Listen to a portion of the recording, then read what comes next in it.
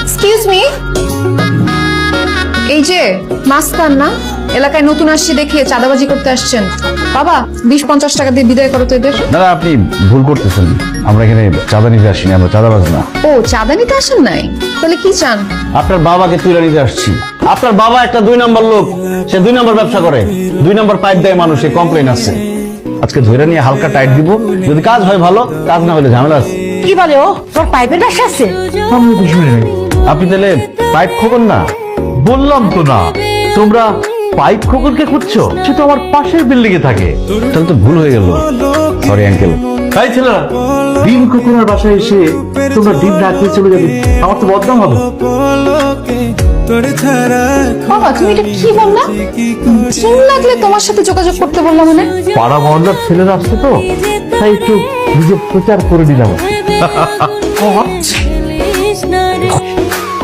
আপনি আবার ভুল করে চলে আসছেন না? জি না, ডিম নিতে আসছি। গতকাল আঙ্কেল বললেন না যে ওনার কাছে ডিম সস্তায় পাওয়া যায়।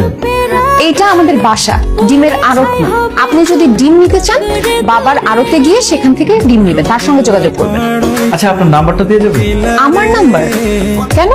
না মানে ডিম কিনতে যাওয়ার আগে আপনার কাছে ফোন দিয়ে ডিমের দামটা জেনে নিতাম। আচ্ছা নাম্বার নেন। আপনি যে আমার নাম্বার নিতে আসছেন সেটা সরাসরি বললেই হয়। কিভাবে বুঝলেন? এটা বুঝতে অনেক বুদ্ধি থাকা লাগে না, কমন সেন্স থাকলেই হয়। তুলুন। এই যে সকালবেলা আপনার নাম্বার নিয়ে কতবার ফোন করলাম, ফোন তো ধরলেন না। ধরিনি আপনার বোকামির জন্য। আপনি যে আমার নাম্বারটা নিয়েছেন, আপনার নাম্বারটা কি আমাকে দিয়েছেন? আমার নাম্বার থেকে ফোন আমি কেন কল ধরবো? ও তাই তো, আমি আর ভাবলাম এত ভাবাভাবির দরকার নাই। এখন আপনি বলেন যে আপনি আমার নাম্বারটা কেন নিয়েছিলেন, ঝটপট বলে ফেলেন। ঝটপট বলতে হবে? আমি আপনাকে ব্যাপারটা খুব সহজ করে দিচ্ছি। প্রথম দেখাতেই আপনি আমার প্রেমে পড়ে গেছেন, এটাই বলতে চাচ্ছিলেন তাই তো? আপনি কি করে বুঝলেন? এটা কোনো রকেট সায়েন্স না। শুনুন, আপনার সম্পর্কে আমার খোঁজ খবর নেওয়া হয়ে গেছে। যে বায়োডাটা পেলাম, ইটস নট দ্যাট ইমপ্রেসিভ। শুধু আমি যখন এখন সিঙ্গেল আছি, আপনি আমার সাথে প্রেম করতে চাচ্ছেন, আপনাকে একটা সুযোগ দিতে তো অসুবিধা নাই, কিন্তু আমার 3টা শর্ত আছে। আমি খুব কবিতা শুনতে পছন্দ করি।